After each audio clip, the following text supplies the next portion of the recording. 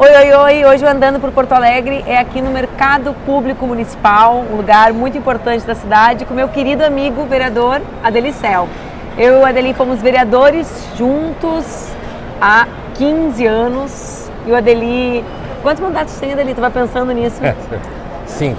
Quando eu cheguei lá, o Adeli já era o vereador, me ensinou muito, já era veterano, tinha sido secretário municipal da SMIC. Foi muito importante a minha experiência também como gestor público. O mercado estava sob nossa responsabilidade, o Porto Seco.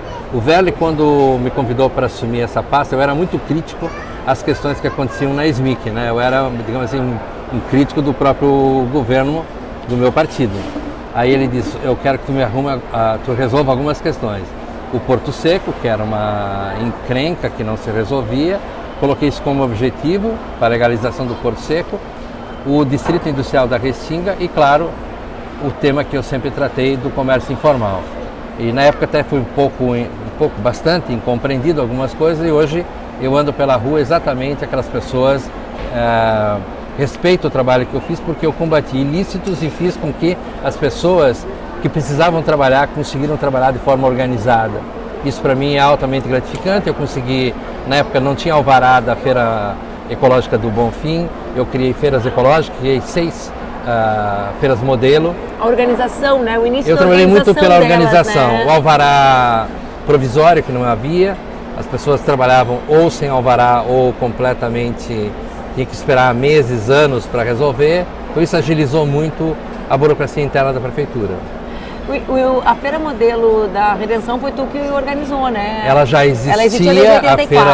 A feira ecológica já existia, mas ela nunca teve uma legalização de fato com alvará, com os critérios de como seriam as bancas, etc. e tal. Que é algo extraordinário, né? Porque dali parte toda a caracterização de quem pode expor os seus produtos, com toda a caracterização do que é orgânico, do que não é. Não havia muita segurança de algumas coisas. Hoje sim, nós temos as OPACs que fazem essa certificação, como agora recentemente nós trabalhamos uma ideia do Tarcísio Flecha Negra, que foi vereador e faleceu no ano passado. Meu amigo também. Gente finíssima. Agora dia 5 de dezembro faz um ano que ele faleceu, e nós resgatamos a ideia da Feira Modelo da Câmara, e hoje ela funciona todas as quintas-feiras na Câmara Municipal. Adeli, eu queria falar contigo, eu quero voltar em vários assuntos contigo, porque o Adeli é ótimo de papear, porque ele é bom de conversar com ele sobre literatura. Tem pouco político que dá para conversar sobre muito assunto, porque normalmente político é muito bitolado, né? Mas o Adeli é bom porque dá para falar com ele sobre literatura, sobre arte. Agora ele é formado em direito, o Adeli é multifacetário. Mas tem um tema agora que é um tema muito vibrante na cidade e que eu tenho te visto sempre muito dentro dele, conduzindo uma mobilização importante, que é o tema da privatização do mercado público. Na minha infância, eu tenho 38 anos, esse é um dos o adesivo que ele fez. Eu me lembro, vê bem, né? Eu nasci em 81, então eu morava no interior do estado e eu me lembro exatamente do símbolo que foi a administração popular vencer a prefeitura e o restauro, a devolução do mercado público para a cidade, né? Eu tenho assim, isso bem claro na minha memória. No início dos anos 90 o mercado estava bastante danificado, houve um restauro, ou seja, dentro dos critérios de preservação do patrimônio histórico e cultural. E nós reintegramos isso para os mercadeiros num convênio feito com a Associação dos Mercadeiros, dos comerciantes daqui. Quando eu falo a devolução para a cidade, eu falo como um reencontro da cidade com o mercado, né? Então, a valorização do espaço, um conjunto de feiras que foram organizadas no segundo andar para que a população frequentasse, isso gerasse demanda para as bancas dos mercadeiros, né? Exatamente. O que esse espaço que nós estamos agora, que está sendo utilizado como praça de alimentação, que eram os restaurantes da parte superior, que pegou fogo há 6 anos atrás, aqui nós fazíamos as feiras e começamos a fazer o interior na capital. Então, cada semana vinha um município e fazia um evento aqui. Ao lado da escada rolante sempre tinha uma banca de uma coisa diferente. Exatamente. E começamos a Feira do Gibi. Feira do Material Escolar. A Feira do Material Escolar era feita nesse espaço aqui. A Feira do Vinil. Fizemos desfiles de moda, fizemos desfile de brechós e fizemos inclusive uma grande festa aqui num sábado à noite. Então as pessoas adquiriam um ingresso, elas podiam escolher qualquer restaurante segundo um determinado menu. Isso foi na gestão que eu era, inclusive, secretário já. Então, aqui é o lugar mais democrático da cidade. Aqui compra a pessoa mais pobre e a pessoa mais abonada.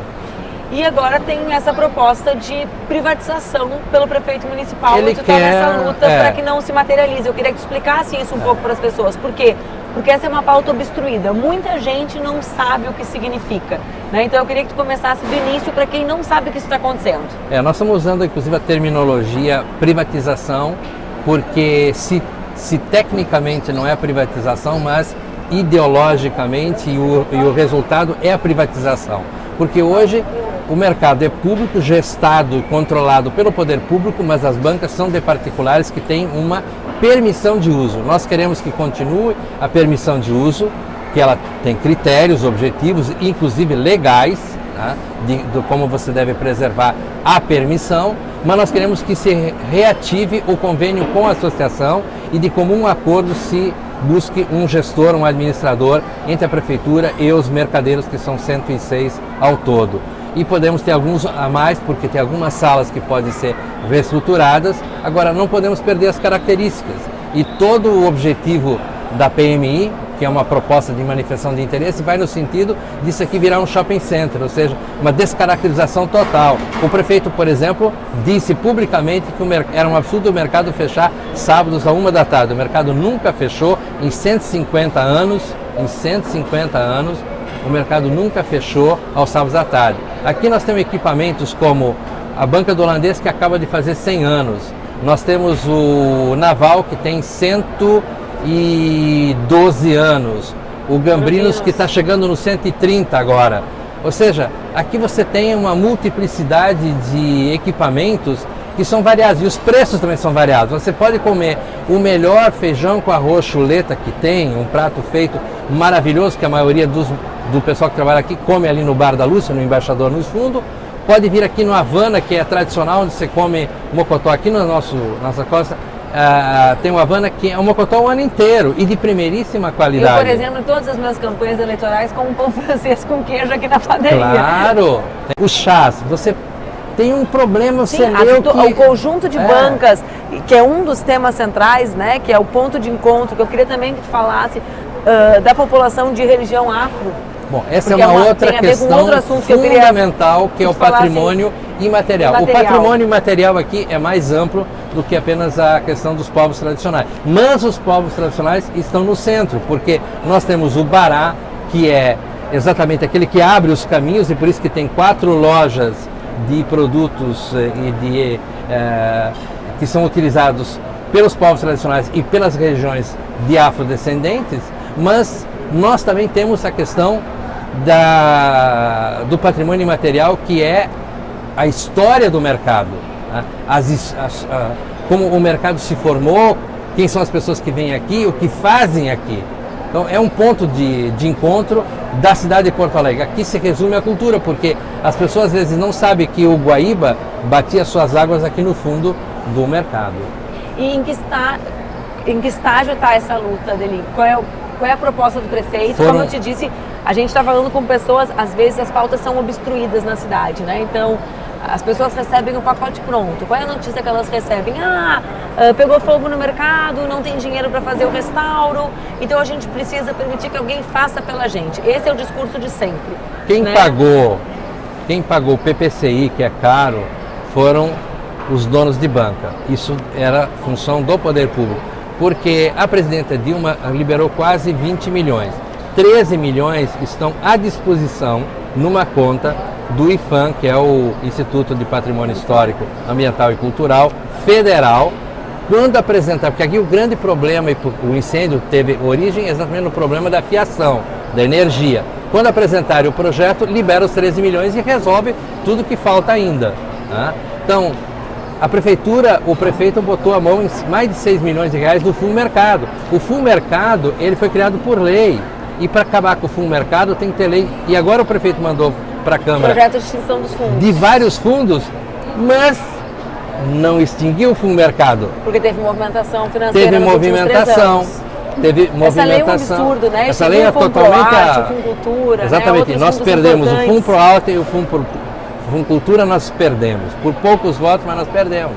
Então, a prefeitura não colocou ainda na rua uma proposição para concorrência, tá? E porque não tem segurança, porque em todas as 5 grandes audiências públicas que foram realizadas pelas mais variadas circunstâncias, nenhuma pessoa defendeu o projeto do governo. Nenhuma defendeu o projeto do governo. A audiência que teve na Câmara foi escandalosa, porque o secretário se perdeu do primeiro ao quinto. Tá? Aí ele inventou essa história, não, porque vocês são xenófobos, porque eu sou de fora. Não, então me desculpe, eu também sou de fora, estou mais tempo aqui, é verdade. Agora é o seguinte, o senhor não compreendeu nem a alma do porto-alegrense e pelo seu jeito não vai compreender a alma do nosso povo. E o que o senhor fala de patrimônio histórico e cultural, se referindo à fachada do mercado, o senhor está fora do contexto. E eu fico pensando assim, né, Adeli, a gente tem esse diagnóstico de uma administração que ela vai fechando as portas, né? Ela vai passando por cima da história, como se a história de um povo, os caminhos que esse povo percorreu para chegar até onde chegou, sim, não contasse, né? Então, é o mercado, é o Largo Glênio Pérez, até o nome que as coisas têm aqui nesse conjunto representam muito da nossa história. Porque o Glênio, né, é um pouco a alma do porto-alegrense. Agora, né? Quando eu falei, onde é que está o mercado, né? A gente olha aqui à minha direita para trás, está o Largo Glênio Pérez. Ele não só frequentava muito aqui o mercado, especialmente o antigo naval, mas ele era uma pessoa que era aquilo que os franceses chamam de um flaneur, o cara que flanava pela cidade, ficava na esquina conversando, debatendo literatura, falando da cidade, foi um vereador combativo. Um homem comprometido com esse espírito, que a nossa cidade teve e que a gente quer que tenha de novo. Dias atrás, interessante, o João Dib veio nos fazer uma visita na Câmara. Querido amigo, saudoso amigo. Ele está com 90 anos, está pilhado como sempre. Ele diz, de novo, vem aqui, me lembro de ti.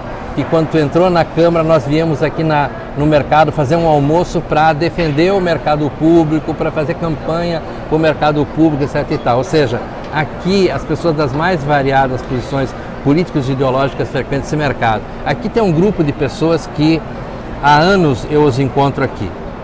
Há anos. São, inclusive, alguns velhinhos. Infelizmente, alguns já nos deixaram. E as pessoas vivem esse clima do mercado público. E ele se diversificou, aqui não falta nada, praticamente nada. Tá? O prefeito não sabia que tem uma barbearia, a vida inteira tem um barbeiro aqui, entendeu? Isso faz parte da cultura desse mercado. E tu falou do Dib, eu me lembrei quando eu entrei na Câmara, eu era a mais jovem, eu tinha 23 e era o mais velho, acho que com 81, por aí, talvez. E ele me dizia sempre assim, Manuela, toda ação já era uma reação. Ele falava isso, né? Ele sabe disso. Qual a reação nossa a essa proposta de privatização no mercado e qual o nosso projeto para o mercado? O nosso projeto para o mercado é compartilhar a gestão entre o poder público, que não pode abrir mão da fiscalização, que isso aqui é um patrimônio histórico e cultural, e os mercadeiros que conhecem o seu métier. Não é de graça que aqui, de pai para filho, de filho até para os netos e futuramente os bisnetos, tem a mesma loja. Então, as pessoas também não sabem que as pessoas entram aqui às vezes às 5h30 da manhã e ajudam a carregar caixas e coisas como qualquer trabalhador. Isso aqui é parte, as pessoas entendem isso. As pessoas... Então nós queremos, pura e simplesmente algo muito simples. Eu aprendi na gestão pública que você pode fazer convênio entre o poder público e entidades sem fins lucrativos, como é o caso da associação, para fazer um gerenciamento compartilhado. Deu certo e poderá dar muito certo. E sobre a questão do investimento, o pessoal do mercado tem condições de investir esse dinheiro, porque 81 milhões em 25 anos, as pessoas acham que isso é uma montoeira de dinheiro, mas se você medir isso em 25 anos, os mercadeiros já botaram muito mais dinheiro aqui dentro do que isso. E eles colocariam, porque só no último período você vê que tem algumas coisas, inclusive detonadas, e são sempre arrumadas com o dinheiro próprio deles. Eu ia sair do mercado e falar do centro da cidade, porque tu é um apaixonado pelo centro, né? Tu falou do espírito do Glênio, talvez tu também tenha um pouco esse espírito. Talvez, né? Um dia quero estar à altura dele. Mas do viver a cidade, né? Sim. Do bem viver a cidade, né? De talvez hoje em dia se usa o verbo curtir, mas curtir no Sim. bom sentido, né? De desfrutar a vida em Porto Alegre. A gente precisa resgatar os espaços públicos. Isso. Né?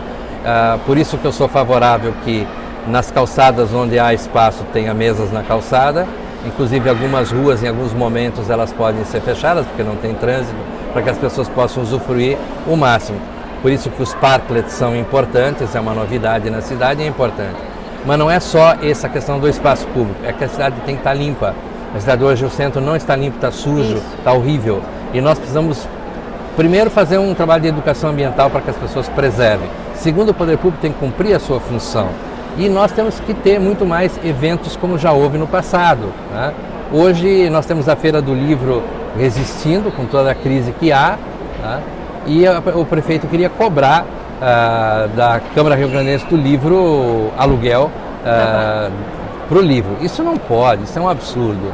Então, quando na realidade aquilo movimenta a cidade, o poder garante público tem que abrir pública. seus espaços para as comunidades poderem usufruir mais e mais da cidade. O poder público deveria fazer parcerias com as instituições. Aqui nós temos a Associação Comercial de Porto Alegre, nesse prédio que está escrito Federação, mas o prédio é da Associação Comercial.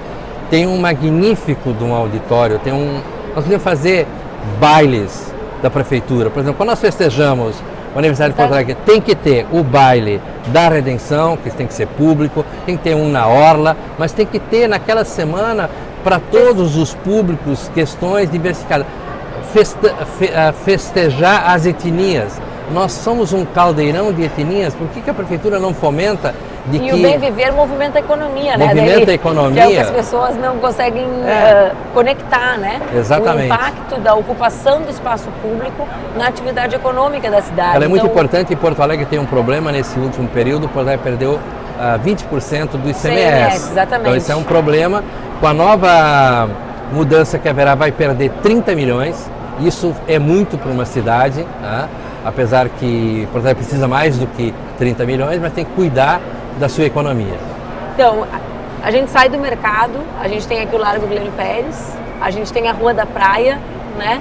Eu queria que tu imaginasse, como tu imagina, já que a gente está chegando ao fim da nossa conversa, como tu imagina esse espaço público numa cidade em que as pessoas possam viver bem e viver com dignidade? Nós temos que garantir, em primeiro lugar, a limpeza, segundo lugar, a iluminação pública e terceiro lugar, a segurança.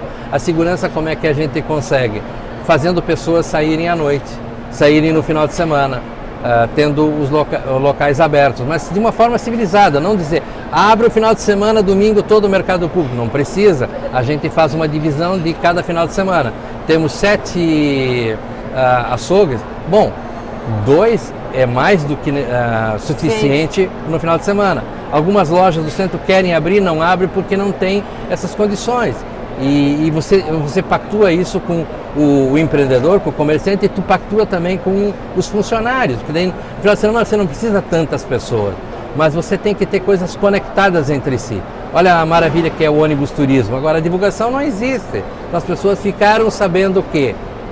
Nós precisamos fazer muito mais divulgação e fazer eventos de rua. A municipalidade tem que voltar a dar condições dos artistas voltarem para a rua, voltarem para os espaços públicos, para ocuparem os seus teatros. Hoje nós temos a usina do gasômetro praticamente está fechada há quanto tempo? Também, né? Exatamente, destruídos, totalmente destruídos.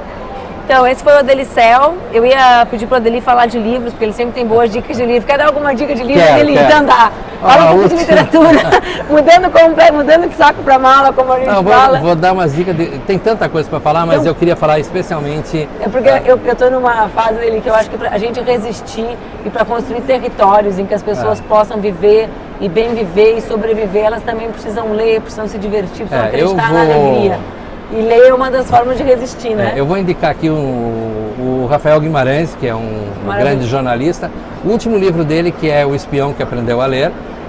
Eu conhecia o Kurt Clason pelas traduções que ele fez da literatura brasileira, especialmente O Grande Sertão Veredas. Sabia do livro que ele tinha, mas eu sabia que ele tinha morado em Porto Alegre, mas não sabia que ele tinha sido acusado de espião e efetivamente ele foi espião. Ele não foi aquilo que eles dizem que ele foi, porque o Rafael mostra isso bem no livro dele. O outro livro do Rafael, que é um anterior, também tem a ver com o bonde que parava aqui no centro, que foi exatamente um assassinato, uma morte que foi no bonde, que foi morto o deputado estadual, ainda muito jovem, em 1926, que foi o Carlos Leão, que era de uma família tradicional e que foi assassinado por um sujeito por causa de ciúme. Ele tentou matar a mulher, deu 4 tiros na mulher, ela não morreu, ela sobreviveu. E o mais absurdo de tudo, ele ainda matou uma terceira pessoa e ele foi absolvido. Legítima defesa da honra. Exatamente, 1926. 1926. Então, esses são 2 livros, os últimos 2 livros dele. E ele tem um outro livro maravilhoso sobre o mercado público, tá, esgotadíssimo, tá? Que também é do... Quem dele. edita o Rafael Guimarães, sabe? A Libretos, que A é Libretos, da isso. esposa dele, que é editora. Os livros maravilhosos. E o outro livro são os 20 relatos insólitos sobre Porto Alegre. São 20 histórias sobre Porto Alegre. Aí você vai ficar sabendo quem foi o Mário Cinco Paus, que dá nome a essa ruazinha aqui do INSS, que foi, sem dúvida nenhuma, um dos grandes jornalistas da cidade e foi um advogado criminalista bárbaro. Ele defendeu, certa feita, as mulheres chamadas de vida fácil, que se expunham numa rua da cidade, um delegado as perseguia. O Mário Cinco Paus foi e defendeu essas mulheres e elas foram vitoriosas, entendeu? Naquela época, isso foi lá pela década de 30. Que fantástico, eu não li esse, mas falou que está esgotado, vou ter que te pedir emprestado. O do mercado público está esgotado, os 20 relatos não, mas esses livros eu estou num grupo de WhatsApp com o Rafael, vou mandar agora a mensagem para ele. Manda que o Rafael... Eu provoquei o Rafael para ele continuar escrevendo sobre o Kurt Klassen, tá? A parte que ele se torna o grande tradutor da literatura brasileira, ele ficou meio impactado com a minha provocação. E também quero te dizer que eu vou te convidar para o início do ano, para o lançamento do livro Certas Ruas de Porto Alegre, onde eu faço um corte feminista, vou apresentar a Rua das Donas, a Rua das Mulheres do Povo, as mulheres médicas, depois eu falo com algumas outras, como a Lila Ripoll, tá? Então eu faço um corte basicamente de gênero para tratar da cidade. Esse é o volume 1, porque o volume 2 já está saindo, que vai tratar da questão dos negros, dos índios e de outras etnias. Eu, por exemplo, recentemente descobri que Dona Laura era casada com um mostardeiro. A Dona Laura é mostardeiro e aqueles nomes de poetas que tem naquelas ruas foi exigência dela para doar terras, para abrir ruas, mas tinha que ter nome de poeta. Por isso, Schiller, Casimiro de Abreu, não sabia. Castro, foi a Dona Laura. Que exigiu. Exigiu. Então, a cidade tem uma história, que é o que essa gente medíocre, que quer privatizar o mercado, achando que o mercado é a sua fachada, não consegue enxergar. Vou te explicar porque depois eles não quem foi nada eu vou te explicar além quem dos foi prédios. Tomás Flores, vou te explicar os Teles. Isso é fantástico, você conhece história e antropologia da cidade. Que fantástico, vai ser um prazer. Esse é o Adelicel, vocês estão vendo porque que eu tive o privilégio de ser colega dele durante 2 anos e meio na Câmara de Vereadores e agora vocês conheceram um pouco mais da pessoa fantástica que ele é. Por isso que eu estou contigo. Estou contigo e não abro.